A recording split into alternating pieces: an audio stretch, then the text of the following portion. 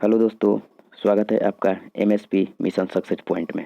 यदि आप 10 क्लास में हैं तो इस वीडियो को ज़रूर देखें और पीछे के सभी वीडियो को देखने के लिए नीचे डिस्क्रिप्शन में लिंक दिया हुआ है, उसे ज़रूर देखें। ये सब जितना भी ऑब्जेक्टिव है वो सब किसी न किसी ईयर में पूछा हुआ क्वेश्चन है और इस लेक्चरल से आपको 5 नंबर तो एकदम पक्का है। तो आइए करते हैं। पहला क्वेश्चन है, सौर भट्टियों में सूर्य के प्रकाश को केंद्रित करने के लिए किस बड़े दर्पण का उपयोग किया जाता है। तो देखिए ध्यान से, सौर भट्टियों में सूर्य के प्रकाश को केंद्रित करने के लिए किस दर्पण का प्रयोग किया जाता है? अवतल दर्पण का। किस दर्पण का? अवतल दर्पण का। देखिए यहाँ पर ये अवतल दर्पण है। ये कौन सा दर्पण है? अवतल दर्पण। और देखिए यहाँ से प्रकाश की किरणें आ रही है और एक जगह मुख्य फोकस पर क्या कर रही है? सभी केंद्रित कर रही है। कहाँ पे केंद्रित कर रही है? मुख्य फोकस पे। तो क्वेश्चन ये पूछता है कि सौर भट्टियों में सूर्य के प्रकाश को केंद्रित करने के लिए किस बड़े दर्पण का उपयोग किया जाता है? तो किस बड़े दर्पण का उपयोग किया जाता है? अवतल दर्पण का।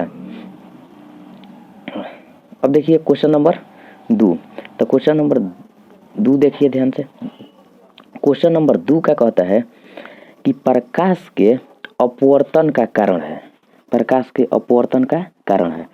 तो प्रकाश के अपवर्तन का कारण है प्रकाश की चालों में परिवर्तन। प्रकाश की चालों में परिवर्तन। देखिए ध्यान से, ये मान लीजिए कि ये यहाँ से मेरा कोई दूसरा माध्यम है। मान लीजिए यहाँ से μ1 कोई अलग माध्यम है, यहाँ से μ2 कोई दूसरा माध्यम है। अब देखिए, जब प्रकाश की किरण एक पारदर्शी माध्यम से दूसरी पारदर्शी माध्यम में जाती है तो आना तो चाहिए था ऐसे ऐसे, लेकिन ये क्या हो गया? प्रकाश अपने चाल में परिवर्तन करके इस पथ पर चली जाती है। तो प्रकाश के अपवर्तन में जो है मुख्य रूप से किसका कारण होता है? प्रकाश के चाल के परिवर्तन का। अब देखिए 3 नंबर क्वेश्चन। 3 नंबर क्वेश्चन का है कि अवतल दर्पण को निम्न में से किस एक अन्य नाम से जाना जाता है? तो अवतल दर्पण को हम लोग अभिसारी दर्पण के नाम से जान लेते हैं। किस दर्पण के नाम से? अभिसारी। क्यों हम लोग अभिसारी के नाम से जानते हैं? तो ये देखिए ये हमारा अवतल दर्पण हो गया। और देखिए जितना भी अनंत से प्रकाश की किरणें आ रही है उसको एक जगह पर एकदम फोकसित कर रहा है, अर्थात अभिसारित कर रहा है। इसी कारण से हम लोग अवतल दर्पण को क्या कहते हैं? अभिसारी। क्या कहते हैं? अवतल दर्पण को अभिसारी। अब देखिए क्वेश्चन नंबर 4। क्वेश्चन नंबर 4 क्या कहता है कि जिस लेंस के मध्य तल धंसा हुआ अर्थात अंदर की ओर हो वह लेंस कहलाता है। तो जिस लेंस का सतह धंसा हुआ हो, मध्य सतह धंसा हुआ हो, उसे हम लोग क्या कहते हैं? अवतल लेंस। कौन सा लेंस? अवतल लेंस। देखिए ध्यान से, ये मेरा अवतल लेंस है। यह कौन सा लेंस है? अवतल लेंस। और इसका देखिए ये जो मध्य भाग है, मध्य भाग क्या हुआ है? धंसा हुआ है, जबकि इसके किनारे के भाग जो है वह जो है उठा हुआ है। तो जिसका मध्य भाग धंसा हुआ हो उसे क्या कहते हैं? उसे कहते हैं अवतल लेंस। अब देखिए 5 नंबर क्वेश्चन। 5 नंबर क्वेश्चन का है कि जिस लेंस का मध्य तल उठा हुआ हो, जिस लेंस का मध्य तल उठा हुआ हो उसे क्या कहते हैं? तो उसे कहते हैं उत्तल लेंस। देखिए ध्यान से, ये हमारा, मान लीजिए कि ये हमारा कोई लेंस है, ये हमारा क्या है? कोई लेंस है। तो देखिए ध्यान से, इसका किनारे की अपेक्षा मध्य भाग क्या हुआ है? मध्य भाग उठा हुआ है। तो इसे हम लोग क्या कहते हैं? उत्तल लेंस। जैसा कि आप लोग यहाँ पे देख सकते हैं। देखिए ध्यान से, यहाँ पे जो है इसका किनारे का सतह धंसा हुआ है, जबकि इसके बीच वाला सतह उठा हुआ है। तो इसे क्या कहते हैं? उत्तल लेंस। क्या कहते हैं? उत्तल लेंस। अब देखिए क्वेश्चन नंबर 6। अवतल दर्पण की वक्रता केंद्र से गुजरने वाली किरण परावर्तन के पश्चात क्या होती है? तो अवतल दर्पण में क्या होता है? देखिए ध्यान से, अवतल दर्पण में जो है, मान लीजिए कि ये अवतल दर्पण है, ये कोई मुख्य अक्ष हो गया। तो अवतल दर्पण में वक्रता केंद्र से गुजरने वाली, अवतल दर्पण में वक्रता केंद्र से जब हम किसी वस्तु को गुजारेंगे तो वह क्या होगी कि उसी पथ पर वापस लौट जाती है। तो क्या होगा 6 नंबर क्वेश्चन? उसी पथ के अनुदिश परावर्तित हो जाता है। तो ऑप्शन नंबर हमारा बी हो जाएगा। जैसा कि आप लोग देख लीजिए यहाँ पे कि यहाँ पे यह देखिए, यह जो है यह मुख्य, यह जो है कहाँ से? वक्रता केंद्र से होकर ये जा रही है और पुनः जो है जाने के बाद देखिए इसी पथ पे वापस लौट आ रही है। तो यह क्या है? यह जो है उसी पथ पर क्या होगी, उसी पथ पर जो है वापस लौट जाएगी। अब देखिए क्वेश्चन नंबर 7।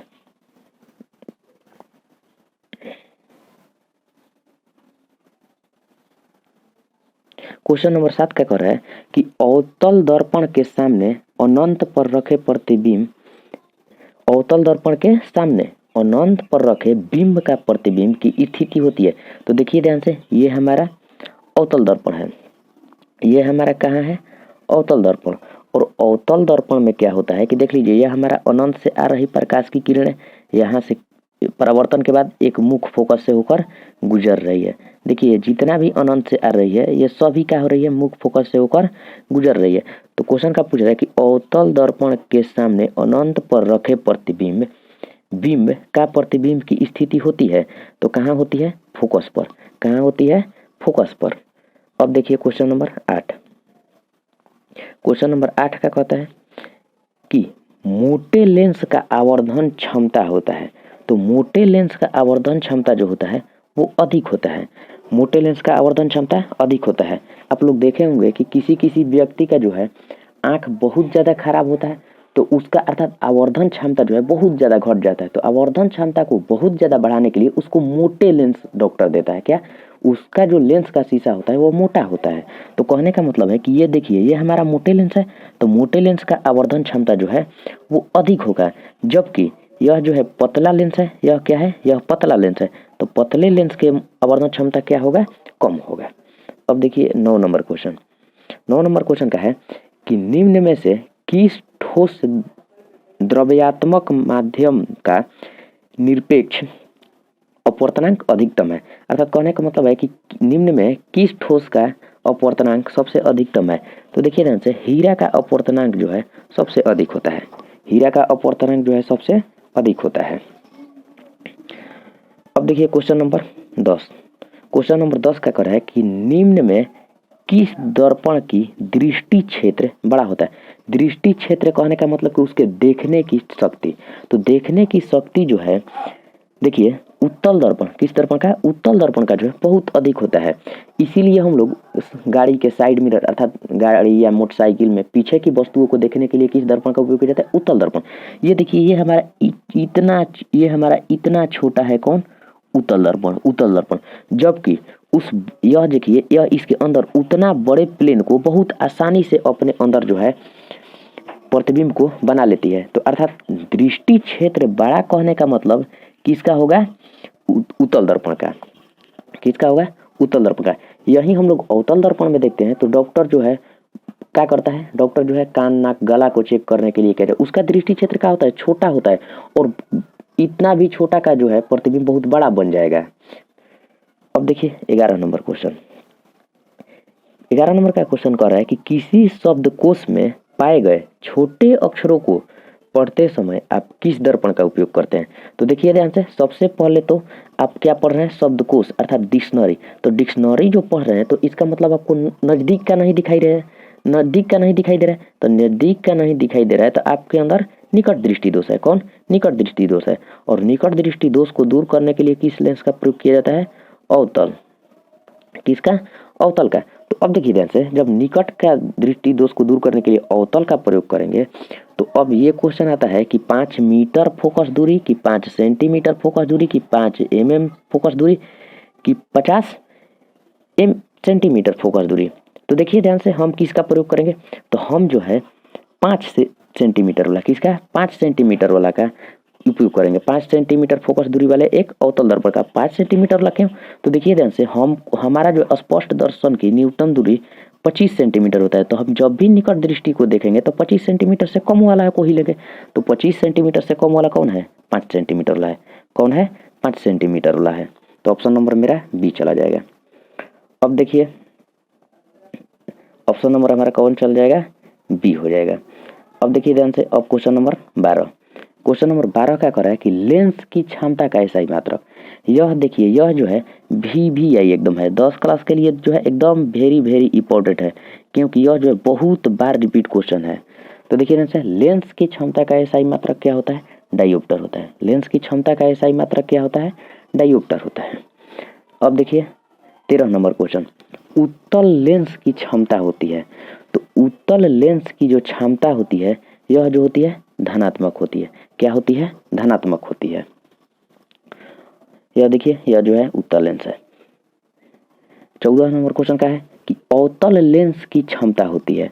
तो अवतल देखिए ध्यान से, जो अवतल लेंस की जो क्षमता है यह जो है क्या होती है? यह जो है अवतल लेंस की क्षमता ऋणात्मक होती है। अवतल लेंस की क्षमता क्या होती है? ऋणात्मक होती है। अब देखिए 15 नंबर क्वेश्चन। 15 नंबर क्वेश्चन क्या कर रहा है कि गोलीय लेंस का वृत्ताकार रूपरेखा के प्रभावी व्यास को क्या कहते हैं? तो देखिए ध्यान से, यही हमारा गोलीय लेंस है, यही हमारा क्या है? गोलीय लेंस है। अब देखिए ध्यान से क्या कर रहा है कि इसका क्या प्रभावी व्यास, अर्थात इसी को हम लोग व्यास कहते हैं, इसी को हम लोग व्यास कहेंगे। इस लेंस में लेंगे तो इसको व्यास कहेंगे। तो इस व्यास को हम लोग क्या कहते हैं? इस व्यास को क्या कहते हैं? द्वारक कहते हैं। क्या कहते हैं? द्वारक। तो देखिए ध्यान से ऑप्शन नंबर ए। अब देखिए क्वेश्चन नंबर 16 का है नई कार्तीय चिन्ह परिपाटी के अनुसार मूल बिंदु के बाईं ओर अर्थात एक्स अक्ष के अनुदिश मापी गई सभी दूरियां होती है। तो देखिए ध्यान से, यह जो है यह हमारा क्या है? नई कार्तीय चिन्ह परिपाटी है का नियम है। तो देखिए ध्यान से, इसमें जो है यह मान लीजिए कि यह मेन लाइन हो गया। तो मेन लाइन के जो है बाईं ओर पूछ रहा है, किस ओर? बाईं ओर। तो देखिए ध्यान से, यहाँ से इधर जो है ये बाईं ओर हो गया। तो बाईं ओर जो है ऋणात्मक होता है। बाईं ओर क्या होता है? ऋणात्मक होता है। यही पूछ देता है कि दाईं ओर। तो देखिए ध्यान से, यह है दाईं ओर। तो दाईं ओर हमारा क्या होता है? धनात्मक होता है। तो बाईं ओर मापी गई दूरियां कैसा होगी? ऋणात्मक होगी। कैसा होगी? ऋणात्मक होगी। अब देखिए 17 नंबर क्वेश्चन। 17 नंबर क्वेश्चन का है कि नई कार्तीय चिन्ह परिपाटी में मुख्य अक्ष के लंबवत ऊपर की ओर वाई अक्ष। देखिए ध्यान से, यहाँ क्या कर रहा है कि ऊपर की ओर मापी गई दूरियां क्या होती है? तो यह देखिए हमारा मुख्य अक्ष है और यहाँ से जो है ऊपर की ओर जो है मापी गई दूरियां धनात्मक होती है, जबकि नीचे की ओर जो है मापी गई दूरियां क्या होती है? ऋणात्मक होती है। तो यहाँ पर क्वेश्चन में पूछा है कि ऊपर की ओर, तो ऊपर की ओर मापी गई दूरियां धनात्मक होती है। अब देखिए 18 नंबर क्वेश्चन। 18 नंबर क्वेश्चन का है कि आभासी एवं सीधा प्रतिबिंब का आवर्धन होता है। तो आभासी एवं सीधा प्रतिबिंब का आवर्धन क्या होता है? धनात्मक होता है। क्या होता है? धनात्मक होता है। अब देखिए कितना नंबर क्वेश्चन? 19 number question. कितना नंबर क्वेश्चन? 19 number question. तो 19 नंबर क्वेश्चन क्या कहता है कि वास्तविक प्रतिबिंब का आवर्धन होता है। तो वास्तविक प्रतिबिंब का जो है आवर्धन क्या होता है? ऋणात्मक होता है। वास्तविक प्रतिबिंब का आवर्धन कैसा होता है? ऋणात्मक होता है। अब देखिए 20 नंबर क्वेश्चन। 20 नंबर क्वेश्चन क्या करे कि निर्वात में प्रकाश की चाल कितना होता है? तो निर्वात में प्रकाश की चाल 3 × 10⁸ मीटर प्रति सेकेंड स्क्वायर। हमेशा देखना है कि अगर 3.3 × 10⁸ लेंगे तो हम हमेशा मात्रा का ध्यान देता है, मीटर प्रति सेकेंड होगा। कितना होगा? मीटर प्रति सेकेंड, न कि हमारा किलोमीटर प्रति सेकेंड। तो हमेशा क्या होगा? 3 × 10⁸ मीटर प्रति सेकेंड। तो थैंक्स दोस्तों।